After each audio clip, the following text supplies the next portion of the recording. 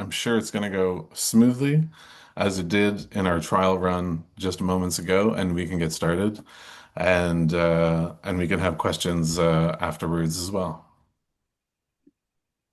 See if we can do this here. I should do it. Is that sharing? Well, it's like you're there we go. Okay. Yep. That's perfect. Okay. Thanks so much, Victor, and thank you everyone for joining. Well, good day, everybody. Thanks for showing up tonight. Just gonna say, I'm gonna basically give a short overview of the farm and the general practices that we do in terms of herd management and grazing and compost and manure management. And then at the end, or even during, if someone wants to ask any questions, I'm actually more interested in answering people's questions than I am just to be speaking about the farm itself. So. Please feel free to interject or save your questions till the end. Do what you wish. So, just going to go brief history of the farm. My father, first generation farmer, no farming background in the family. He was lucky enough that his father bought a farm in the Gatineau Hills when he was young because it was cheaper than buying a house in Ottawa. And so him and his sister decided it'd be fun to go buy some cows to put on the farm. So they bought 5 cows from the sale barn and didn't they had only fenced 3/4 of the field that they put them in, so the cattle immediately left the farm and they had to tranquilize them and drag them back into a trailer and bring them back to the sale barn to sell them. So that was my dad's first experience with cattle. And then luckily he got paired up with Billy Cross, a local farmer who actually taught Gib how to farm, which was good. So anyway, the farm that I grew up on, my father bought in 1974 for the what seems like now an incredibly cheap price of $400 an acre. And in the subsequent years, we've purchased a number of other adjoining farms.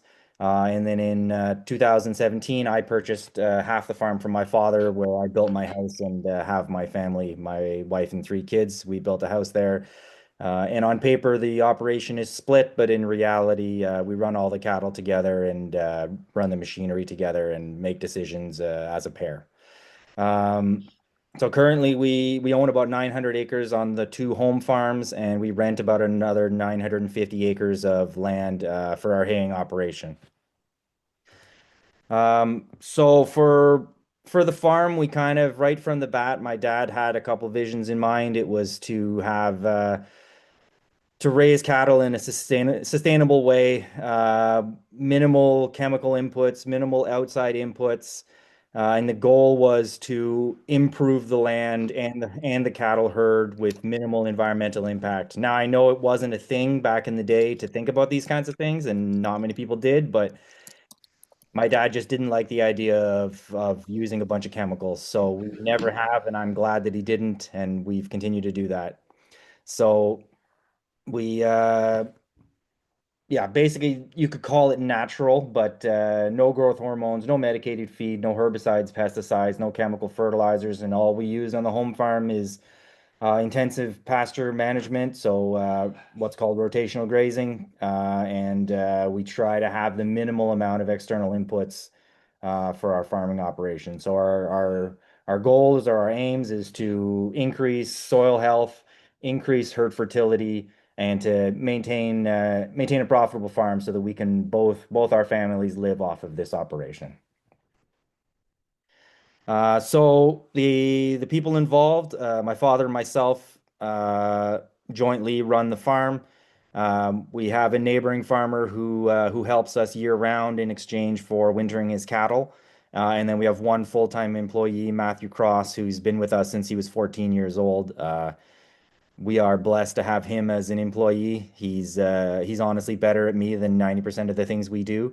And just to give you an idea of how he works, at the age of 14, after school, he would go into the fields where we were haying and found this hidden key on the tractor, started the tractor, and would put all of the bales in lines ready for transportation, and then hide the key and then go home. And it took us 3 weeks to figure out who was moving the tractors and bales around. And then we offered him a job. Um, So the animals we have. So we have a commercial Angus herd, primarily Red Angus based genetics at this point.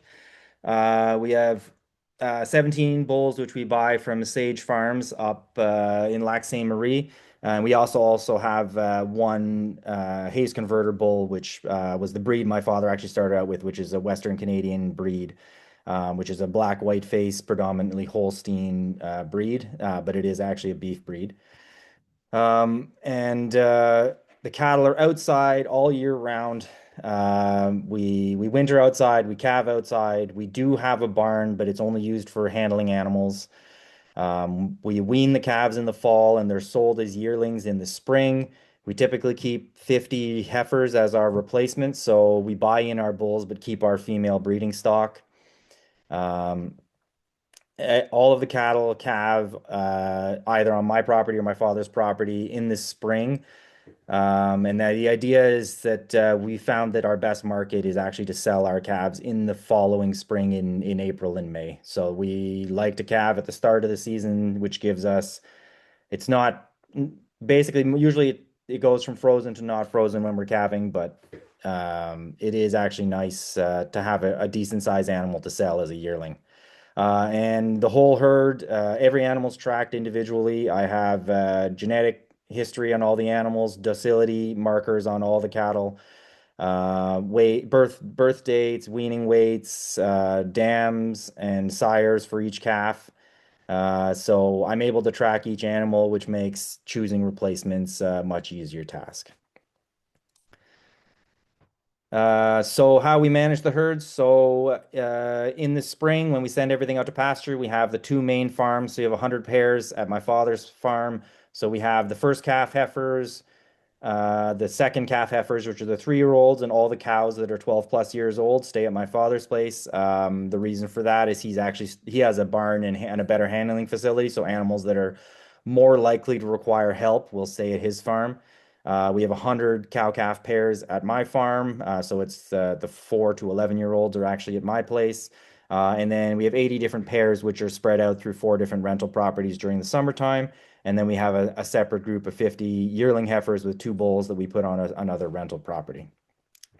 So the idea is we're splitting the animals up by age, which makes management a lot easier with the bulls. So because we're running more than one bull per herd in the summertime, and we're retaining our own heifers, we don't want to be breeding back to the same bulls. So we'll keep the bulls in the same herd group every year.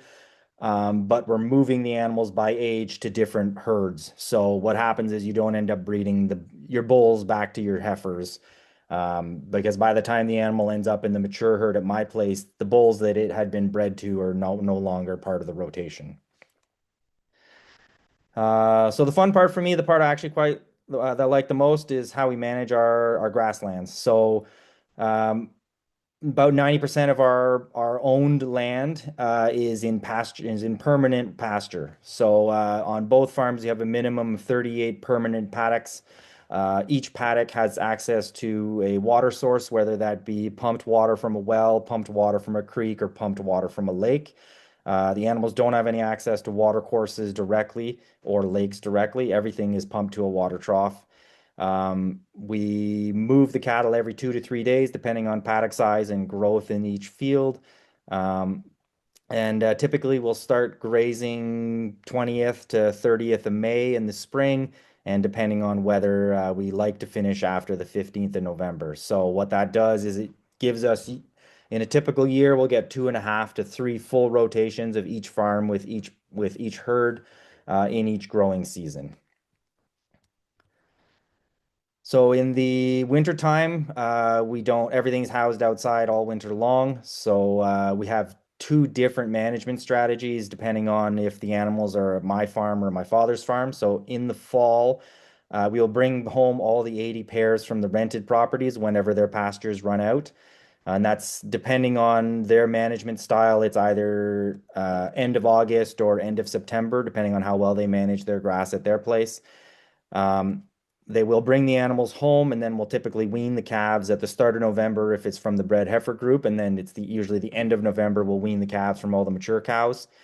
The bred heifers, the weaned calves, and the group of cows that are at my father's place for the winter will typically stay in one wintering site for the full winter. And a nice little picture in the background. That's our some of our stalker calves in the winter. So if they don't have access to natural windbreaks, we'll put up man-made windbreaks and we'll give them somewhere nice to sit. So you can see a bedding pack with some bales they can eat there in the background. So for the cow group at my father's place, there's three official MAPAC approved wintering sites. So what we'll do is we'll rotate between the three sites every year, so we won't be in the same site in any subsequent year, which gives the because it's our wintering sites are just happen to be a paddock. It gives the paddock a chance to regenerate over the 3 years between, or in the 2 years between the times we use them. My place is a bit different. For this is now the fifth year, I've been trying something different than what my father's been doing at his place. So I have the 100 pairs that are at my place during the summer, and then we'll walk home all the 3-year-olds from a neighboring. Well, actually, Ivan and Jenny Hale are on the call right now. They're actually at their place right now. We'll walk home typically 40 pairs from their place that were grazed there. So we'll have 140 cows at my place to winter. So every single winter, I will use about 4 or 5 different paddocks for that particular winter to bale graze and to feed my animals. And what it does is I try to not come back to the same winter paddock for at least 3 years. I typically more than 5 years. So at the moment, I'm in year 5 of doing this rotation system, and I haven't used the same paddock twice yet. Because I've got 36 different paddocks, I can move around, and because I have winter access points for water, I can choose which paddock to use during the winter. So in the fall and in the spring, when the ground isn't frozen yet, but it's obviously wet, I'll set up bale grazing pods in all of the fields or all the fields that I want to use, and I'll bale graze. Usually it's about 40 to 60 bales per pod in each paddock. And instead of moving a wire each time, because all of my summer paddocks are already subdivided, I'll just put a pod in one field and a pod in another field, and I'll just let them into a new paddock, just like it was summertime, to let them eat the bale grazing pod. Once the ground's frozen, I'll start feeding round bales. And we typically try to mimic what we do with the bale grazing with the bale feeding in the winter. So every single time I feed hay, I'll feed it on fresh ground. I won't feed it in the same spot all winter long. So what it does is it spreads out all the nutrients and animal impact throughout the paddock that I'm using. And once I've taken up the whole surface of one paddock, I'll move to a new paddock and continue. Like I said, I'll use about 5 during the winter for the volume of animals that I'm running in my place. And the goal with this is to spread the nutrients in the largest area possible so that I have the minimal amount of cleanup possible in subsequent years. So at my father's place, this is what we've been doing for 4 years, which is the cattle are in wintering sites, bedding and manure pile up throughout the winter in the same spot because we feed them in the same place. In the spring, we'll scrape everything up into piles and we'll turn the piles with an excavator 3 to 4 times during the summertime, usually about once a month, to compost all of the organic matter. Because typically when we pile it up, it's about 70 to 80% bedding and hay in the pile and about 20% actual manure from the cattle. So by composting it, it'll reduce by about 2/3 in volume by the time we go to spread it in October and November in the fields. So we will definitely every year spread it we have 2 hay fields that aren't fenced off for pasture. So those two always get manure, and then we'll pick whichever paddock pasture on my dad's farm that is the weakest, and we'll spread our compost in that field or in those fields. And at my place, I am not picking up any manure. I'm not piling up any compost. I'm using the bale grazing and the cattle movement during the winter time to do my spreading for me. And the goal is to reduce the amount of time we spend hauling manure, stacking manure, running tractors, compacting the ground while you're spreading. And actually, that was the reason why I went with this system. But the what I found is that if you only feed on the same place once during the winter time, by about midsummer the next summer, you can barely tell where you fed those bales in the field. You'll see the little circle where the bale was, and then everything around it will be green.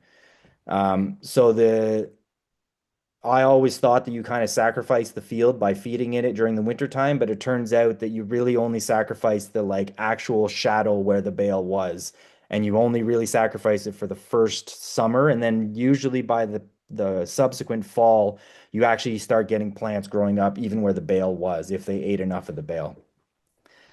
And so, yeah, I'm in year five of this system. I quite like it so far. We used to spend about 2 months managing manure, and we've cut that down to about 2 weeks with the current system. So, just in time and diesel fuel, I quite like what we're doing at the moment. Our haying operation, so we make almost all of our own forage. I'll buy about 300 to 400 bales from neighboring farms, but then the rest of the hay we'll make ourselves. So we're making about 4,500 rounds a year. About 800 of that's in haylage when we can't dry the hay. So I only make haylage if I can't make dry hay. But it is a nice option to have. We do live in Quebec. It does rain, so it is nice to have the option to make haylage. About 3,200 bales of first cut dry, and then very little second cut. A lot of that is actually purchased from a neighboring farm. The first cut, we rent 28 different farms for our hay. So almost all of about 90% of our hay is imported from 28 rental properties. And we start our first cut usually the start of June. And we don't usually finish our first cut of hay on the rental land until mid to end of September. Um, and the goal for us was we wanted to maximize the amount of pasture we had so that we could increase the number of cattle that we had on the home farm. And our way of doing that was it was in our area, it's much easier to rent hayland than it is to buy land itself. So our idea was let's not cut hay on the home farm, let's rent land to make our own hay and haul it all home. So, and that for us, we found the added benefit is we're importing 4,500 bales of nutrients to the farm every single year, which we then use the cattle to spread out through the property. So the idea is there is we're importing fertility to the farm every single year. So we don't sell any meat. We sell live cattle. So in the fall we'll wean our calves. In the spring we'll typically try to market them. The calves, because of the way we manage them, they get fed uh, hay and haylage during the winter. We typically try to not feed them any grains if the hay quality is good enough. So only once in the last 6 years have we bought any grain to supplement our hay. This past summer we had terrible quality hay, so we did have to supplement with some grain. But our goal during the winter time from weaning until sale date is to average about 1.5 to 1.75 pounds of gain per day on the calves, which it gets us to about 750 pounds at 1 year old. And we find that's the best market for our calves. If we found that if we fatten them up heavier than that within the window of a yearling, we don't actually gain much more money for the amount of money we invest in the animal. So it's more profitable for us to get it to around 750 pounds to sell them at that weight at a year old than it is to try to push them to 8 or 9. The calves are managed in a bit of a different way than the cows. All of the calves, the 250 stalkers, are all in one group. They're near the barn with access to the barnyard, but their feed and their bedding and their windbreak is all out in the field. And the goal with being near the barn is we have a set of scales in the barn and a good handling facility. So every single month we'll bring the calves in and weigh them and check them and make sure they're healthy, make sure they're gaining weight, and anything that isn't gaining or is having health difficulties, we'll pull aside and put in a smaller group and feed them a better quality feed. What that does is allows us to get weights on each of the calves, which then weights and also gives us a chute score on any heifer going through the chute. So that what it does is it allows me to make my genetic selection for my heifers. So what I'll do is I'll typically pick out 50 heifers from dams that have never had calving difficulties and from heifer calves that have good temperaments and good feet. And I'll pick those out as the ones I want to keep. We'll take the top 70s to 75 steers and we'll call around feedlots and find someone who wants to take a tractor trailer full of steers. And then the next heifers are the ones that we didn't keep for ourselves. We'll put up for sale, and we try to partner with other farmers who grass finish heifers. So these heifers have never had hormones, no antibiotics. They've been on hay and haylage the whole time. So they're actually quite well designed to go into a grass finishing system. So we have three different people who typically want to buy our yearling heifers for meat.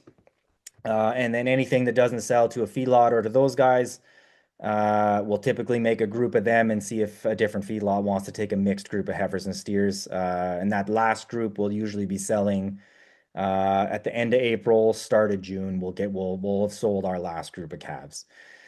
Um, our goal is to direct market all of our own cattle. I understand the role of a sale barn. It does serve a purpose. We sell some animals there every single year.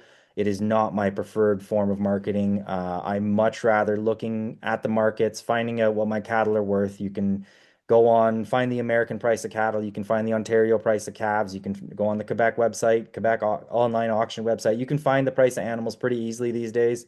And as long as you can weigh your own calves, I find it much preferable to set your own price and then have some control over the product you're selling. And the other bonus I find is if you have a good product to sell, people are inclined to come back and buy from you again. Whereas if you sell at the sale barn, the person buying it, maybe they know who you are, maybe they don't, but typically that doesn't lead to future sales. But direct selling seems to work much better. And you're putting your reputation on the line, which I don't have a problem with. And I quite like the idea of having my name attached to my calves. We got the last couple years, we've been lucky. The feedlot we've been selling to, I had been forwarding all of the health and weight data that I had to him when I sold the calves. And then after the second lot of calves he bought from me, he turned around and he gave me all the slaughter data on all the calves that went through his feedlot. So for the last 3 years, I've had slaughter data on it's 75. It's about 210 calves that have gone through his feedlot. I have all the slaughter data on them. So that's kind of cool, and that's not actually something that typically happens. Normally, we're in an industry where everyone's siloed their information and nobody wants to share anything. So I found it kind of cool that we've managed to partner with someone who's willing to give up information that, to be perfectly honest, it's probably not in his financial interest to share that information because it's just giving me more leverage in any future negotiation. But seeing as though I was willing to share the information I had, he was willing to share his information with me, and it is kind of cool to see how the cattle grade out. And then after the calves, we always have some cows to sell. Anything that is open or loses their calf, we will sell to guys who want a grass finish for ground beef. So typically that's in the 20 to 25 cow range out of the whole herd. And anything that doesn't calve by the 10th of June, we'll preg check we'll start calving. And then at the 10th of June, we'll pregnancy check everyone who hasn't calved. And anyone who's late bred, we'll put up for sale as summer, fall calving cows. And we'll sell them all. I don't want to be dealing with out of season calving. I'm typically haying at that point, and I don't want to be managing pregnancies. And we've done fairly well with that. There's a bunch of guys we know that want summer and fall calving herds, and they've found that our animals fit fairly well in their system. And docility wise, they're pretty decent and fairly easy to manage. Um, so some groups that we've partnered with over the years, the Développement Ornithologique d'Argenteuil is a bird watching group. So what they do every single year is they'll come 4 times during the summertime to the farm, in the spring, twice in the summer, and then once in the late summer, early fall, whatever you want to call it. And they'll do full bird inventories of our fields. And this is, we don't pay for this. This is a service that they've gone out to get a grant to do. And what they do is they'll give us a full bird survey of all the bird life on our farm, and then they'll give us recommendations on which that we should pasture when or cut when, depending on what type of bird is in each field. So what they'll do is they'll say, okay, there's certain ground nesting birds in field 7 and 10. It'd be good if you didn't pasture them until let's say the 10th of July or the 15th of July, or don't cut it until the end of July. So it doesn't hurt what we're doing because I can just work my rotation around whatever suggestions they have. So if they say 7 and 10 are the ones I shouldn't hit till the end of July, I just make my rotation and leave those fields out, and I'll hit those 2 fields last in the rotation. So it actually doesn't, it really doesn't change anything I'm doing. And this other group gets to do like you can't imagine how passionate this guy is when he shows up to inventory birds. I've never, to me, a bird, and I like eating chicken, but the guy can he stands in the field and he's just naming birds as they make noises, and I'm like, I hear bird chirping and he's hearing 10 different types of birds. Anyway, neither here nor there, but it is kind of cool to see someone very passionate about what they do. So we've also partners with Alice Outaouais-Laurentide, and for two different programs. For the fields that we're delaying the grazing and haying in with the bird watching group, Alice is paying us a yearly fee for the use, quote unquote, of that land. So they'll pay us per acre that we set aside for the birds. And then another program they're doing is if we're going to cut hay on fields on our own farm before the end of July. You can see the picture in the background there. There's that yellow bar we stick on the front of the tractor in front of the mower, and it's got a bunch of chains that hang down and the drags in front of the mower. And the ground nesting birds will actually fly up out of the way of the mower. And if you don't have that bar, they just go right through the mower. So we found using that bar, they've done the bird surveys before, and then we've cut, and then they've come back and done the bird survey again, and the birds will re-nest at the edges of whatever field you cut. So it does seem like the bar works, and it doesn't really change what, like, once again, it's a thing where, yeah, it takes 10, 20 minutes to put the bar on, and it takes 2 minutes to deploy it in the field, but it doesn't really change what we're doing. And once again, we're getting compensated by Alice for using this practice. So it's a win-win, and at worst, it's a neutral for us.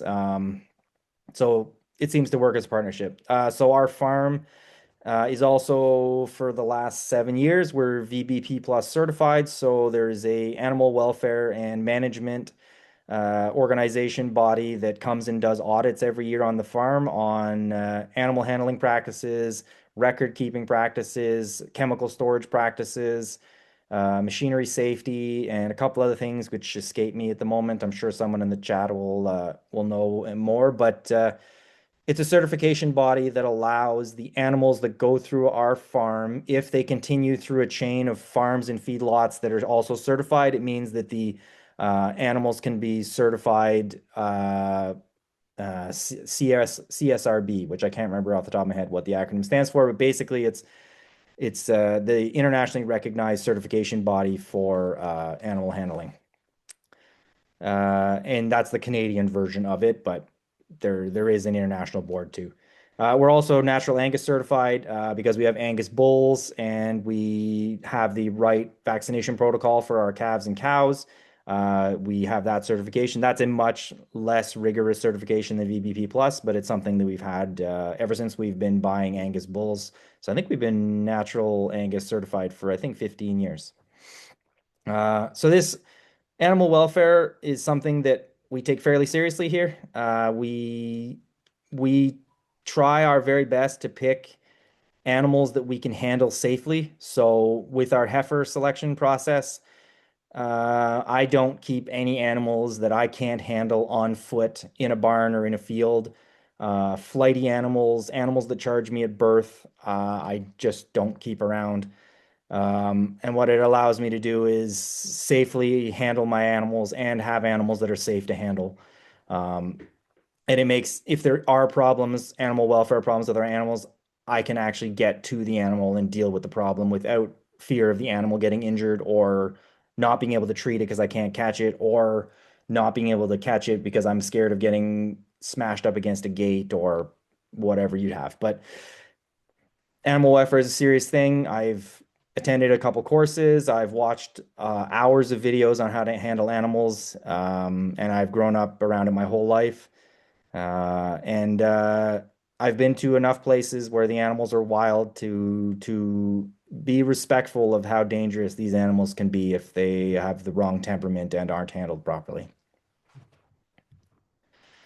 This last slide was prompted by my father. This is something we've done for years. So on the left, that's our tubed haylage. You get 50 bales in each bag. So in the winter when we're feeding the haylage tubes, we'll make an effort to just slit it once all the way down the side and try to not drive on the bag itself after we open it. And then we'll take that same bag, which is now effectively a tarp, and we'll cover all of our dry hay the following year with that tarp. And then the MRC gave out packing crates where you can take the now the used, reused, and uh, now it's just piles of plastic, and you press the plastic into cubes, and then you can take the cubes to a recycling depot. Um, so for us, it's a way of saving money because we don't have to buy tarps for our dry hay. And that's how that stack that you see there of hay, that's how we store our hay in the summer. So we can fit about 700 bales in the barn at my dad's place. And then the other 30, what is it? 3,800 rounds that we make, they're all stored outside like that. So that's four, it's four bale or two bales high, two wide, as long as we want to make it, tarp over the top, and then bales on top to hold the tarp down. Some other fun things, used poly pipe, the water lines that we have. If I find it somewhere or it's shredded or wrecked, I don't throw it out. What I'll do is I'll take two tin screws and I can screw it to a fence post, drill two holes through it, and I can slip a wire through the holes and wire my fence up. It actually makes an indestructible fence insulator. And we try to put those along all roadways. And we found it even holds up to the plow in the winter. So if the snow gets smashed up against it in the winter, the insulator doesn't break, which is something we've struggled with our whole time. And then in any old vehicles, if we're going to scrap them, we'll cut the seat belts out and we'll staple them to the walls in the barn and use them as very nice gate latches. They're easy to open with one hand and they're basically indestructible. So I wanted to be quick with the description of the farm. I'd love any questions about anything. This is what I do for a living. I am blessed that I got the opportunity to continue with the farm my parents started, and I couldn't imagine wanting to raise my family anywhere else in the world. So, if Great. anyone has some questions, it'd be great. Thank you, Victor. My first question is this a real photo or did you Photoshop or AI No, yourself no, in there in no. that That's suit? that's me on my wedding day. What, that's a great photo. I hadn't seen that one before. I would love to open the floor to beef producers and cow-calf operators who have more knowledge of the subject and therefore ask better questions than me. But it really looks like you have a great kind of community and both in the multi-generational aspect of the farm and I just had no idea there was so much rental haymaking that you did. And did I read that right? 28 Yeah. separate rental Actually, agreements? that's out of date. We got two more this year, so we're at 30. Oh, So you're 30. the majority of the farms that we rent for hay, they are not producers that own the farm. They are people who have purchased a farm they sold their house in town and bought a farm in the country and don't have any intention of farming or haying or anything, and they just want the land cut. Yeah, Because we live, well, with the new highway, we're 35 minutes from downtown Ottawa now. There are a lot of yeah, land here is now owned by people who have no intention of ever producing. So yeah. there's very little opportunity to buy land at a discount, but there's a lot of opportunity around here now to rent land, especially for something that doesn't require fencing like haying. Yeah. Yeah, that kind of thing will definitely happen around Wakefield and Ottawa. I will, it's great way to turn it to your advantage. Uh, I will, hand the floor over to, Caroline Begg, who's definitely got a good question. Well, maybe. Really, really interesting, Victor. Um, I have two questions. One, have you ever reseeded any of your pastures or your hay fields? And secondly, there's always this, from what I've been seeing about bale grazing, some people leave it in the bale and then other people roll it out. And I'm wondering why you chose to leave it like in the bale, like as the bale and just had them feed on it. Okay, I'll answer the second question first. The simple thing is when you have 140 cows in a group, you don't need to unroll the bale. Okay, Bale gets true. unrolled in about 5 minutes. Okay. So for me, it's just extra labor if I want to unroll the bale. Now, if I had a group of 10 or 20 animals and I wanted to feed them one or two bales a day, I would go with the option of unrolling the bale with an ATV. And like you can buy those little carts, Yeah. hook the one bale on, and you can unroll the bale. Right. You would get better utilization of your hay doing that. And you wouldn't, yeah, they would eat more of the bale very likely if you unrolled it. Um, but for me, I'm because of the hay that we're making. So we're making first cut hay right up until the end of September. So that first cut hay in September, you can imagine it's all gone to seed. You can Yeah. imagine the nutritional value in that bale hay isn't what it is if it's your second or third cut. Right. Right. So I don't mind if they eat half the bale or 50% or 60% of the bale and sit on the rest. Okay. So for me to unroll it, it doesn't really accomplish anything more than them just knocking it around and sitting on it. Okay, no, that's a great answer. It was just because there's always this back and forth about what people do. I think Jacob Morin in Richmond, he unrolls them, and he has a I think he has 80 head, Yeah, 80 cow capybaras. So it's a you know, time thing. I'd be unrolling bales nonstop if I wanted to do that. right, So right. in a normal week, we're putting out anywhere from 80 to 100 round bales a week. Okay, yeah, okay. To unroll 100 bales in a week, I'd just be unrolling bales. Yeah. And so the second question was, do you have you ever reseeded or added something additional to the pasture or the hayfields? Yeah, we have not recently though. So Okay, I've never hooked on a plow in my life. It's right. not, No, no, we yeah. have a plow. It's sitting up in our machinery graveyard. I've never used it. So we have everything is a permanent pasture on the home farms. The only places we reseed is on my dad's property where we'll winter the animals in one site for the whole winter. And so you get basically the Yes. area that you feed them in once you stack up the manure is basically a dead zone. So we'll stack up the manure, then we'll just reseed around the pile, and that's it. So it's maybe 5 to 10 acres a year that we'll reseed, and that's it. The rental properties that we hay on, we've been burned on the past, improving other people's land. Okay. So I have a personal mantra that I don't want to improve other people's land. That Fair enough. uh, Okay, thanks a lot. Yeah, that's excellent. Okay, thank you. we have frost seeded in the past, but just not recently. Okay, yeah, I was going to ask about that. And Have done. do you find it successful, the frost? Not really? I'm not saying it's not successful. It's hard to know if it's successful is the problem I have. Okay. So it's like if you frost seed and it's not the right time, maybe the seeds just go down and end up dormant on the ground, and maybe they sprout in 2 years. Maybe they don't sprout. Maybe the birds eat them. It's just hard to judge if it works. I imagine that it works, but it's just hard to judge. So Okay. we typically don't do it. And with our pasture management in the summertime, uh, I typically don't mind no matter what comes up in the fields. If it's something inedible, I will section off the part that's inedible and have the animals trample it to zero. You're right. And Right. it's almost never the weeds that come back up. If you do that, it's almost always grass. Yeah, absolutely. Yeah. Okay. Thanks then. Good questions. Great, thanks. Yes, unrolling 80 to 100 bales of hay sounds.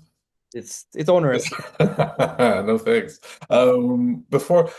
Victor, I'm wondering if you could stop screen sharing as much as I like this photo of you, just so if you stop, then we can get a bigger view of everyone, and then you unshare. There we go. Yeah, Perfect. got And it. I will go in order of who put their hands up, and therefore we're going to Armin Ruff, There who they always are. has something interesting to say.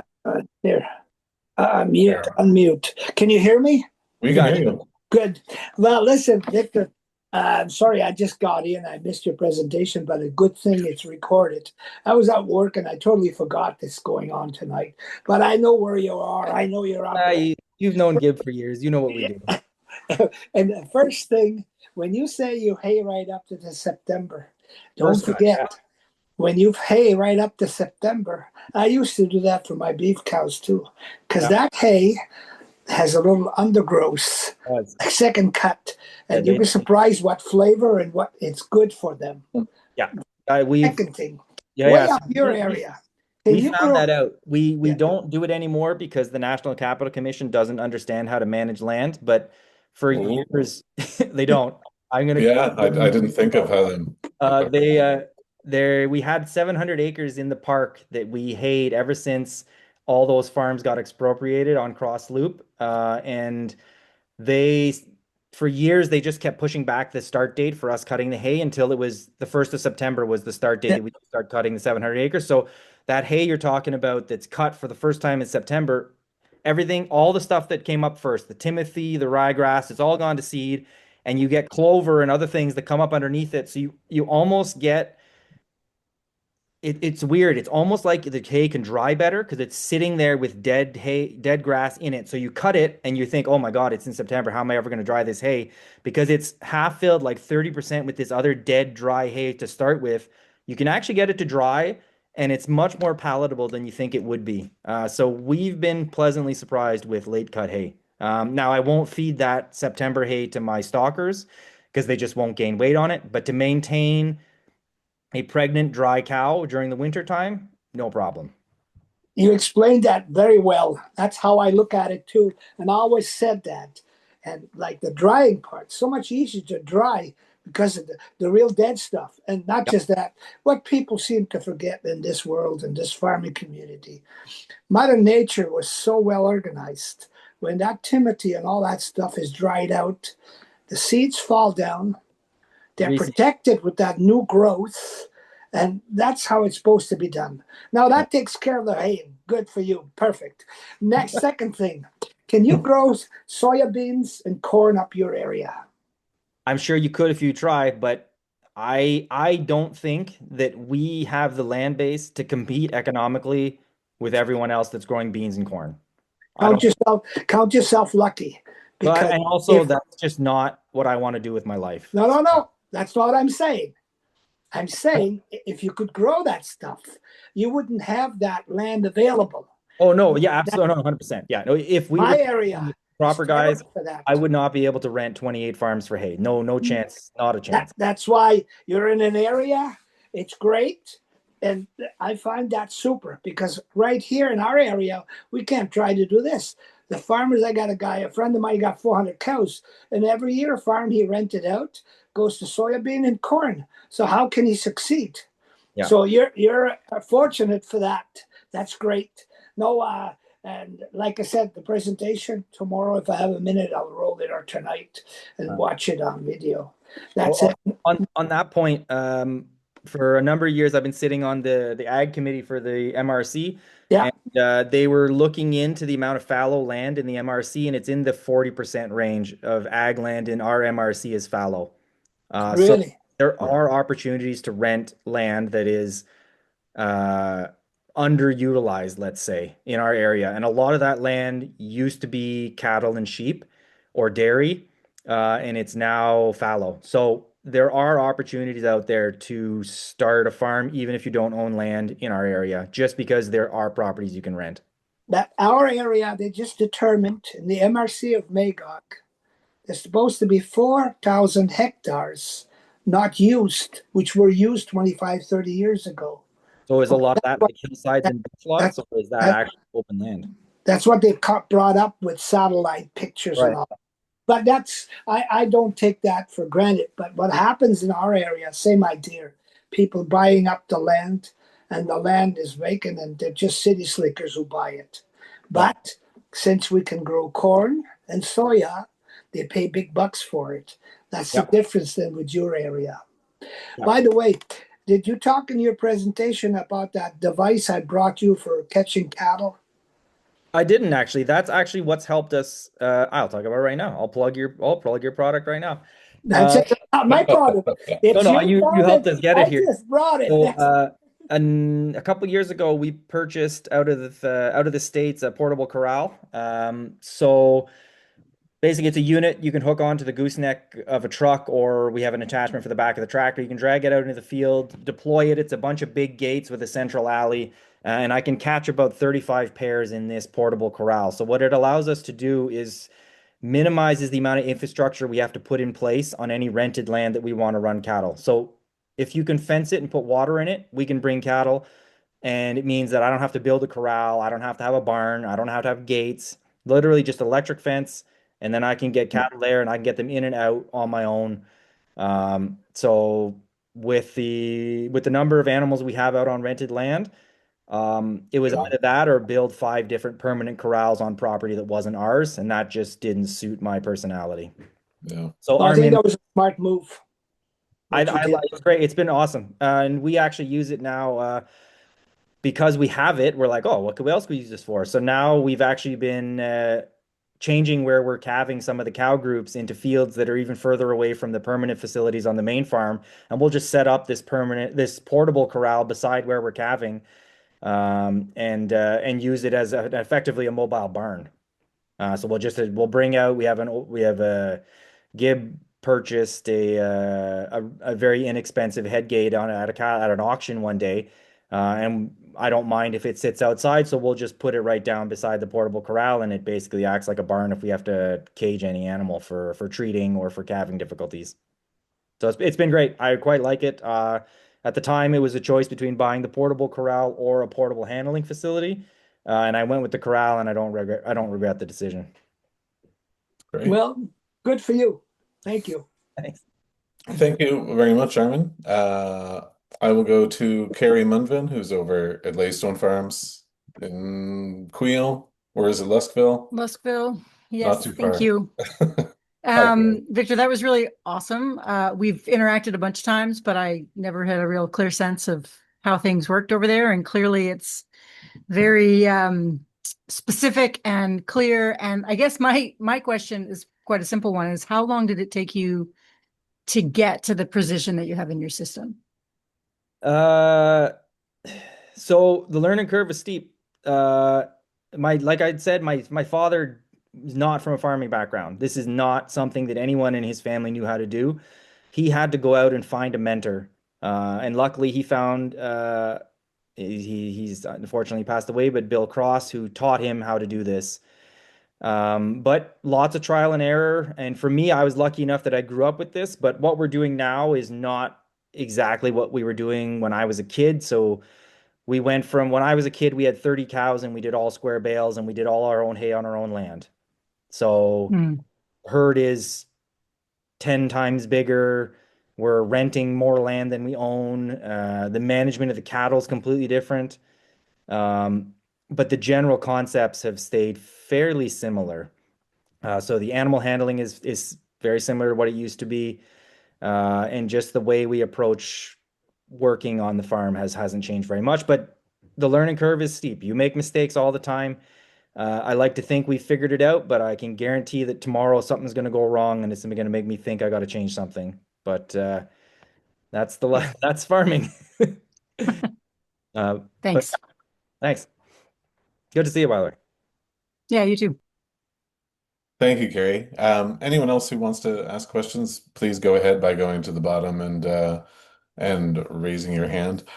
You mentioned in the presentation that each paddock that you're grazing on has access to pumped water, but I didn't see photos of what exactly you're using. And I remember whenever Quebec came in with the regulation in the early 2000s that cattle couldn't cross water, it was a big deal everywhere, and it's definitely a big Well, deal around my house. we have lots of fence put in around like Yeah, the Gatineau Hills. There's water courses all throughout all the properties. because some of your land must be around the Perron Creek. It must cut through it somewhere. Yep. We And got so, I have 5 different creeks running through my farm. yeah, okay. It's got 3 main creeks plus a lake on his property. Yeah, no, it's we got water. So we have both houses, wells in the house, underground lines that run out throughout the whole property on both properties. At my father's place, we got one, two, three, four, five different winter water bowls where the water comes up, and you can winter cattle at those 5 water points all Okay. throughout the farm. At my place, I've got 6, and various different styles of water bowl. The one we've settled on that seems to work the best is Stock Boss. Uh, the best part about it is you don't need electricity. It works on water Yeah. pressure and volume of water underneath where the ground freezes. So it's as long as you've got about 10 head of cattle drinking at it, it stays open. So last winter I had 2 different days where I had to go knock ice out of those water bowls throughout the whole winter. Oh, wow, that's great. For me, that's a win because Yeah, I don't like getting shocked on water bowls and having to knock out ice and to thaw. Oh my God. And I yeah, freezing cold hands, like everyone hates it. yeah. These particular water bowls seem to work very well. And I know it's going to sound like I'm just plugging one company, but we've tried 7 or 8 different brands of water bowls, and most of them don't work. Yeah. And then in the summertime, um, at my place and my father's place, those underground water line systems, we have a bunch of hydrants that come up all over the place, and then from the hydrants, we'll run in the summertime. The water line's there all the time, but we'll hook it up in the summer, and then we'll run out to water bowls. So each paddock, typically, I'll have 4 or 5 paddocks that will have a communal water bowl, and the cattle will just go from one paddock to another, and but come back to the central water bowl, and then I'll go to the next part of the farm, which has the same setup. Um, and then in the fall, in the past, we had been blowing out all of the water lines in the fall so they wouldn't freeze. And then we found out that as long as you disconnect it from the pressure, even if there's water still in the black poly pipe lines, as long as the actual float is disconnected, the line doesn't get broken at all in the wintertime, no matter how much it freezes and thaws. Really? It We've freezes and been expands and it doesn't. Wow. Okay. As long as there's no pressure in it, Okay. it doesn't seem to burst. Wow. Yeah. Uh, I That was will. done because one year we forgot to do it, and then we came back the next spring. It's like, "Huh, it's all still hooked up and it's not broken. We're not going to do that ever again." All that work was for All naught. that work was for nothing. Okay. I will pass question period over to Hubert McClelland, who is in Cantley, Quebec. Dad, go ahead. Or Dad, unmute yourself by Sorry, going. There I you are. am muted at the wrong spot. Um, Gotcha. I guess I, I should give people a little bit of a background of the Lower Gatineau. From 1975 to 90, I was the local agronome there, and that time, of course, we had 225 small cow calf herds and 30, 40 cows. No, there were no 100 cow herds except perhaps Bill Cross, who was Victor's father's mentor, and farmed the famous Meech Creek Valley that has now been desecrated by the National Capital Commission because they don't like cattle, but they like butterflies. Well, And so they won't they let don't even farmers like cut butterflies. grass there because, well, you're going to affect. Anyway, that's a sore point with me and the National Capital Commission. Uh, the failure of government to really embrace grass-based agriculture. The lower Gatineau isn't suited to corn and soy. It's very hilly. It's not the kind of thing you're going to do corn and soy in. So it's a grass-based agriculture, and it always has been. And that's where on the 25 acres that I practice my hobby on, I have 100 acres to the east of me and 150 to the east and 150 to the west that could be in grass-based agriculture, but they're abandoned. So we're lacking farmers for those. And I think we need a little more exercise on behalf of regional government and even the Commission Protection du Territoire Agricole in encouraging that property to be returned to grass-based agriculture. You can do it without inputs except fencing and water, and what Victor is talking about. I'll not say more than that, but uh, we're lacking farmers that would embrace that type of agriculture, and it's very environmentally friendly. You So know, just to as add an to that, example, on my pasture, I can go up there and open my Merlin, and I record 14 or 15 different songbirds. That's worth something in today's life. Mhm. There's lots of wildlife, almost a lot of deer and that kind of thing. And I kind of think that we're going to look more for more of that in the future. But at any rate, enough said for now. so just on that note, Stan Christensen asked the financier a year ago, might have been 2 years ago, to give us an update on the number of producers in the region in the Outaouais, and we're down to 1,100 head of cattle in the region. Just and that's a reduction by about 2/3 from where we were 15 years ago. So just to give the idea of the scale of the number of animals that have left the region, we're down to about a third of what we used to be. Yeah. So what you see out there, a bunch of small abandoned farms, it's not an illusion. That is real. Um, and I will. John McCart, president of the QFA, has a question. Hey Victor, nice to see you on screen there. It's a wonderful presentation, and I really like your model moving forward. I really like to echo what Armin said, is that you're blessed to be in a good place right now where you don't have any competition for land. And but that said, your 28 farms that you rent, they're not all next door to you either. There's quite a bit of It's not road work to get all that stuff done as well. nothing's further than 20 kilometers away.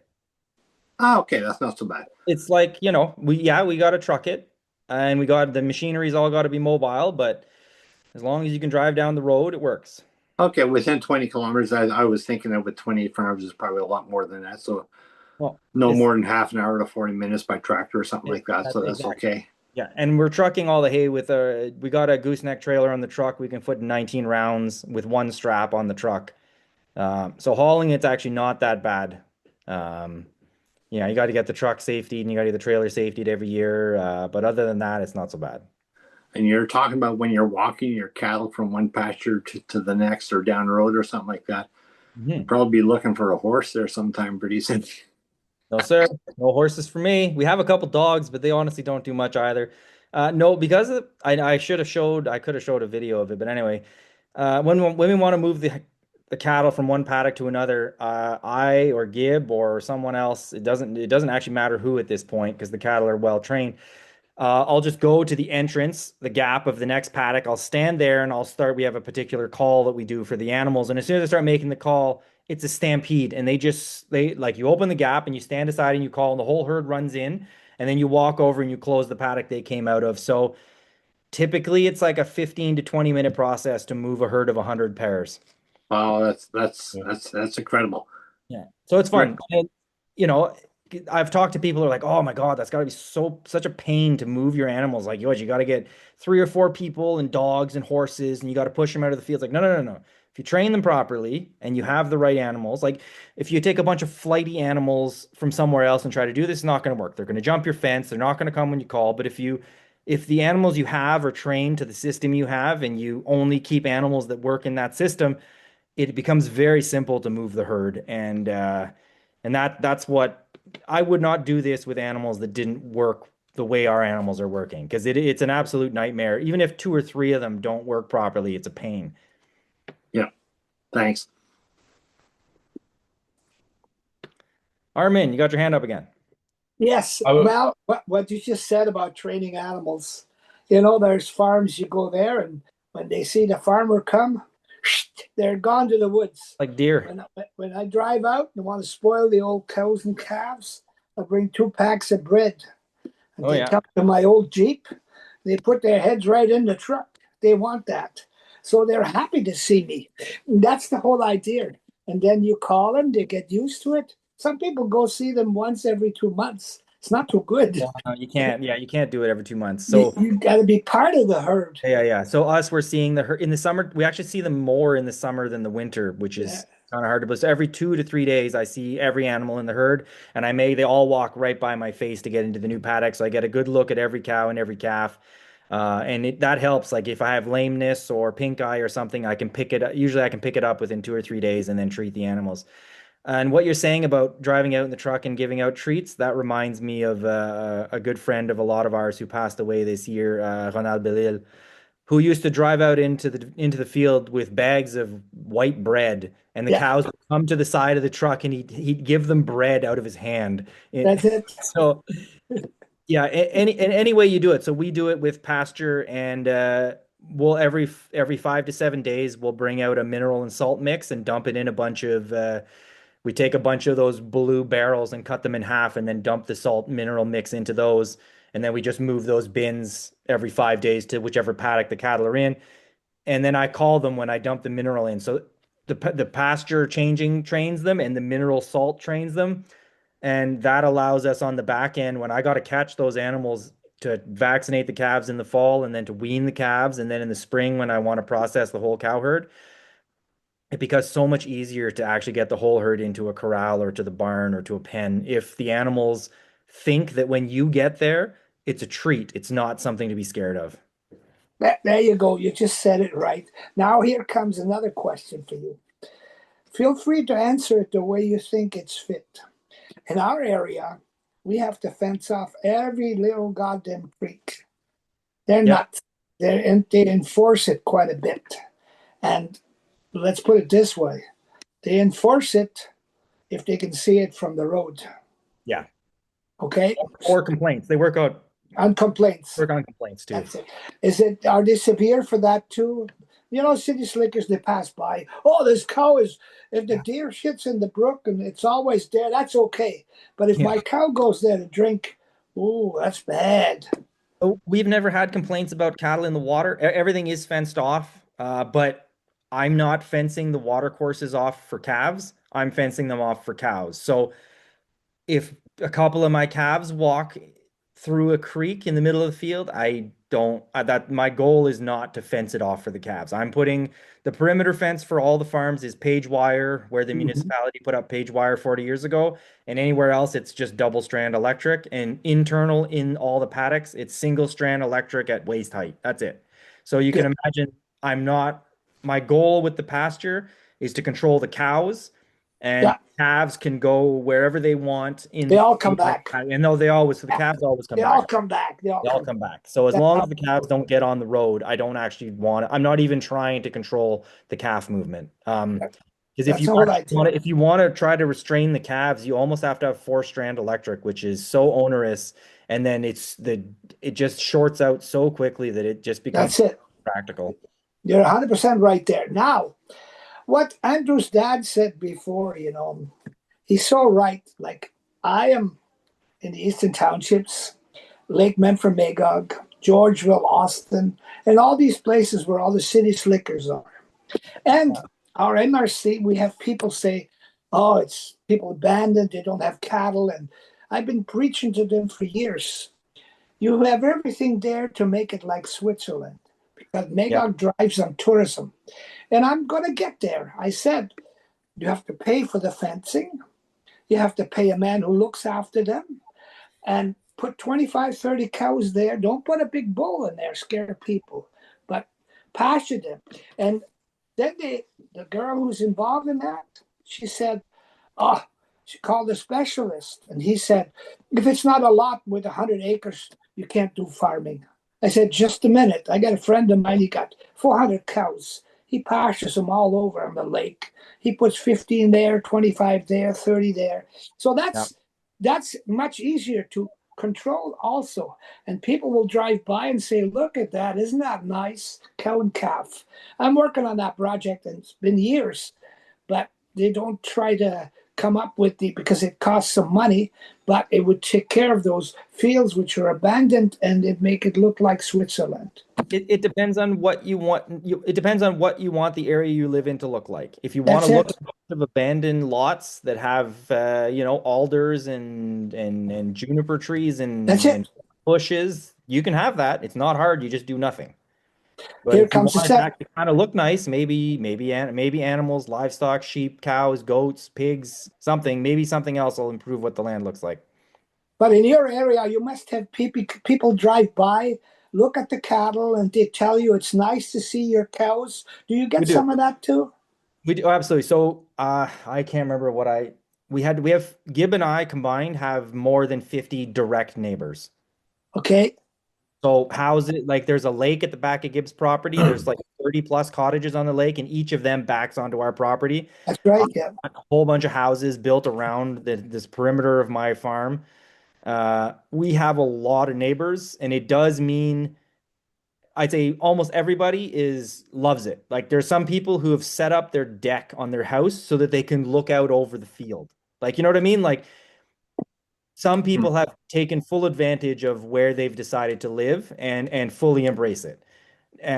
But it's not everybody, and it's not No, maybe it's not for everybody either. That's the thing. So uh, it's managing people, which is not my strong suit, and not what I want to do with my time. But it is if I want to live and farm here, it's just something we've got to do. Yeah. perfect. Um, I'm Appreciate it. gonna I'm going to before Armin adds another question to his question, I'm going turn. Jenny and Ivan Hale have had their hand up patiently for a while, and Ivan or Jenny, if you want to ask a question, say your comment, please do. It'd be lovely to hear from you.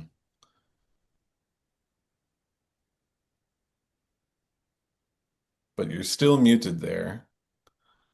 And normally the unmuting is the microphone icon in the bottom left-hand corner. Yeah, they got it. Yep, there we go. G'day, guys. Nothing's normal in my world. Hi, good to see you, Victor. Good to see you too, Ivan. Presentation. I wanted to slow you down, though. I could hardly absorb everything that you were saying.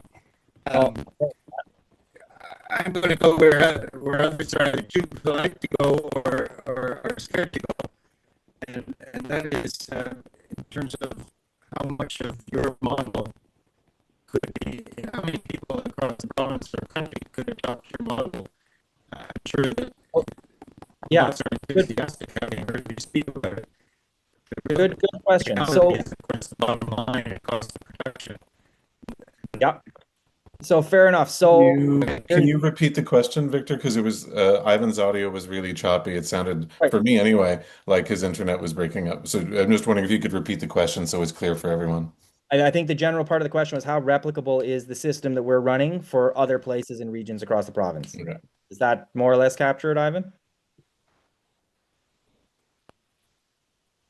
That's much more articulate than I am. Very good. There are absolutely things that we're doing that you could do in other regions. Like has already been said earlier, it is potentially not a model that you can use to compete in areas where you are getting competed with grain crops. Because of the way we've built the system that we're running, we rely very heavily on rented land, which is not necessarily feasible in other parts.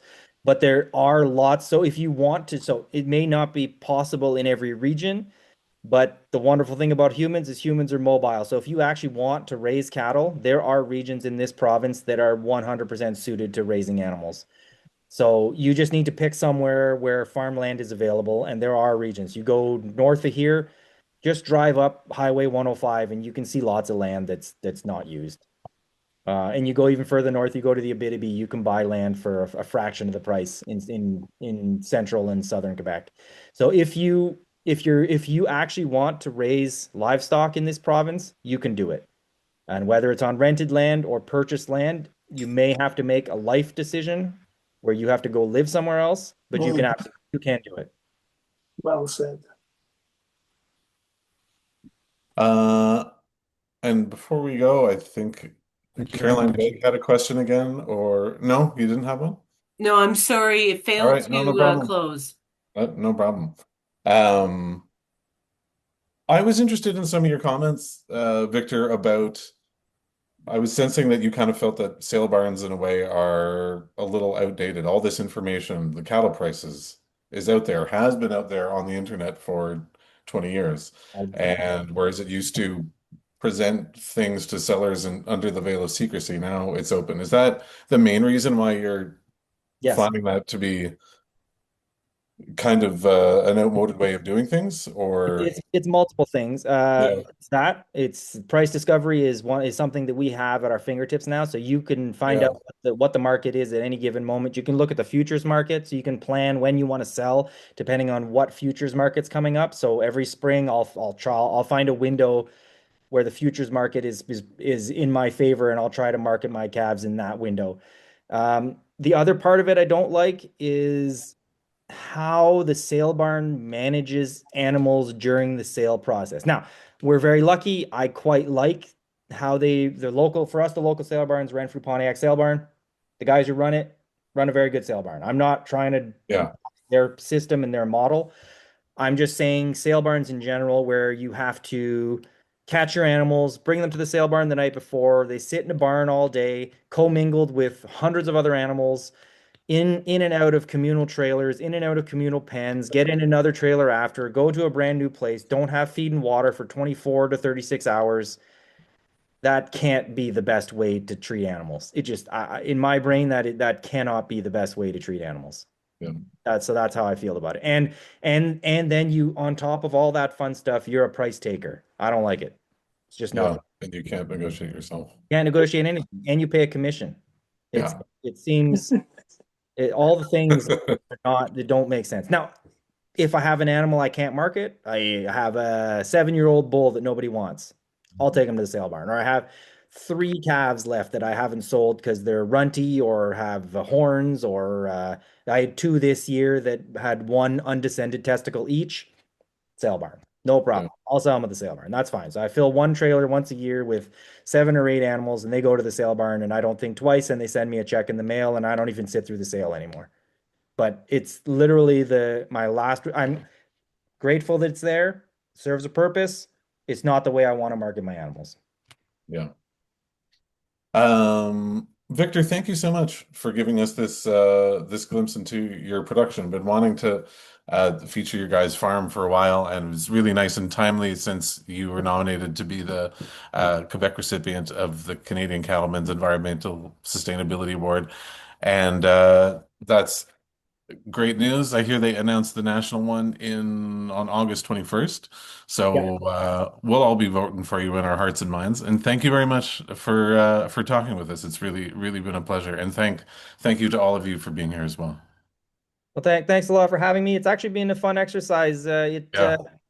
It lets you think about your whole production from almost a bird's eye view, which is something that most of us, at least I don't typically do. Usually I'm stuck in the day to day, but this Yeah. allowed me to kind of take a step back and like try to see, this is what we're doing and sort of trying to summarize it properly. So that's been kind of fun.